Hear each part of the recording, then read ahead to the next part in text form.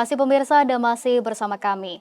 Menyikapi naiknya harga beras lokal, Menteri Perdagangan Zulkifli Hasan menyarankan agar masyarakat dapat mengambil alternatif dengan beralih ke beras subsidi Program Stabilisasi Pasokan dan Harga Pangan atau SPHP dengan harga Rp55.000 per 5 kg.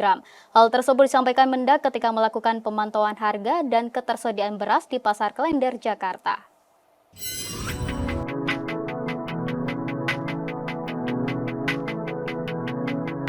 Menteri Perdagangan Zulkifli Hasan melakukan pemantauan harga dan ketersediaan beras di Pasar Klender SS Jakarta pada Senin 26 Februari 2024. Mendak menyebutkan hingga saat ini harga beras premium dan beras lokal cenderung masih mengalami kenaikan. Hal tersebut terjadi karena adanya fenomena El Nino yang mengakibatkan musim panen bergeser sehingga beras menjadi langka. Untuk menyikapi naiknya harga beras, Mendak menyarankan agar masyarakat dapat mengambil alternatif dengan beralih ke beras subsidi Program Stabilisasi Pasokan dan Harga Pangan dengan harga Rp55.000 per 5 kg dan beras komersial seharga Rp14.000 per kilogram dari Bulog dengan kualitas yang tidak jauh berbeda dari beras lokal. Sementara itu, Mendak menyebutkan diperkirakan pada bulan Maret 2024, sebagian daerah akan mengalami panen dan puncak panen padi diprediksi akan terjadi pada bulan April atau Mei 2024 mendatang. Pemerintah menyiapkan alternatif, tadi banyak Bulog dibanjirilah berasnya enak juga, bagus. Ya, ada beras komersial 4.000 Bulog. Ada beras subsidi SPHP itu 55.000 per karung, 11.000. Jadi sebetulnya kalau harga ini mahal, diharapkan masyarakat bisa beli alternatif. Berasnya bagus juga kok. Mudah-mudahan nanti Maret ada sebagian panen, tapi puncaknya saya kira April Mei ya, baru akan stabil untuk beras lokal. Tapi beras yang disediakan pemerintah harganya tetap dan tidak naik. Kementerian Pekerjaan Umum dan Perumahan Rakyat tengah mengerjakan pembangunan bendungan Budong-Budong di Kabupaten Mamuju Tengah, Provinsi Sulawesi Barat. Bendungan pertama di Sulbar tersebut masuk dalam daftar proyek strategis nasional.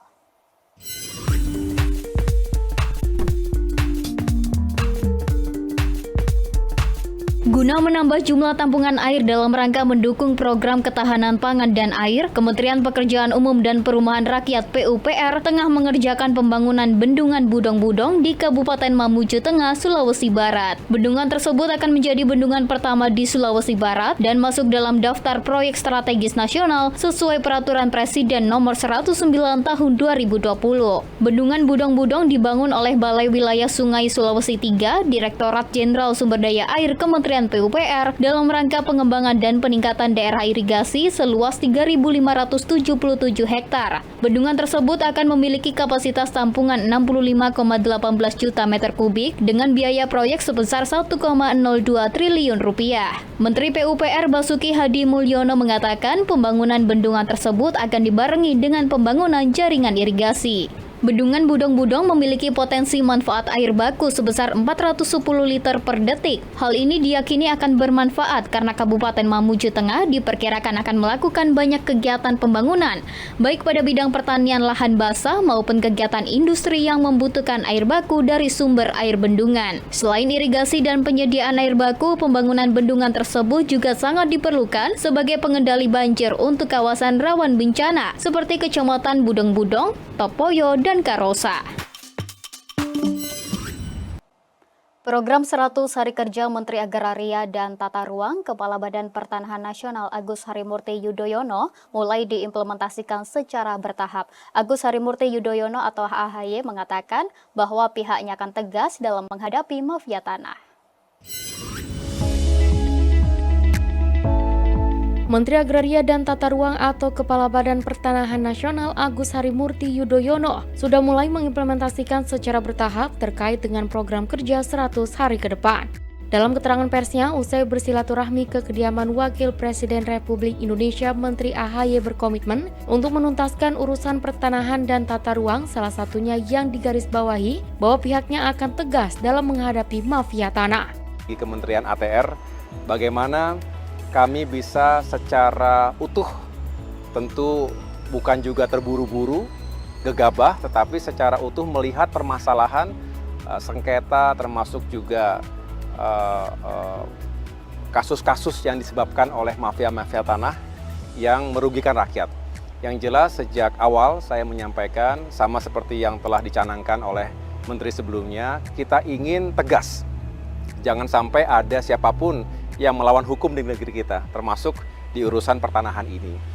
Selain itu, Menteri ATR atau Kepala BPN juga berkomitmen untuk menuntaskan pekerjaan rumah dan mencapai target yang sudah dicanangkan sebelumnya. Hal tersebut bisa berjalan dengan baik jika seluruh pihak terkait ikut bekerja sama dan berkolaborasi. Saya berkomunikasi dengan sejumlah kementerian lain, ada bidang PUPR, perhubungan misalnya, termasuk juga dengan Kementerian Pertanian, sehingga ATR ini bisa menjadi elemen yang penting yang juga bisa membantu proyek-proyek pembangunan pemerintahan lainnya, dan kita ingin bersinergi, berkolaborasi.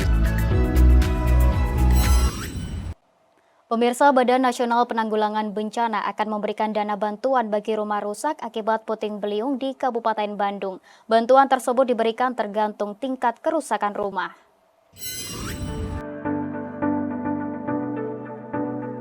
Badan Nasional Penanggulangan Bencana (BNPB) memastikan rumah warga di Kabupaten Bandung dan Sumedang, Jawa Barat yang rusak akibat bencana angin puting beliung akan diperbaiki oleh pemerintah.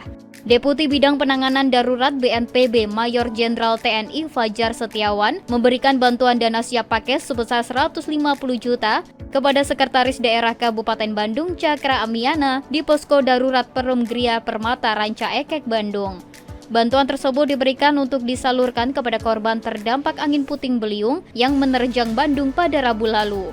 Bantuan berupa tenda dan logistik makanan juga diberikan untuk mengurangi beban para korban yang rumahnya rusak. Selain bantuan dana stimulan dan logistik, pemerintah akan membantu perbaikan rumah korban dengan skema 15 juta bagi yang mengalami rusak ringan, 30 juta untuk rusak sedang, dan 60 juta untuk rusak berat. Pihak BNPB telah menginstruksikan kepada Badan Penanggulangan Bencana Daerah BPBD Kabupaten Bandung untuk melakukan verifikasi data guna membantu perbaikan rumah yang rusak.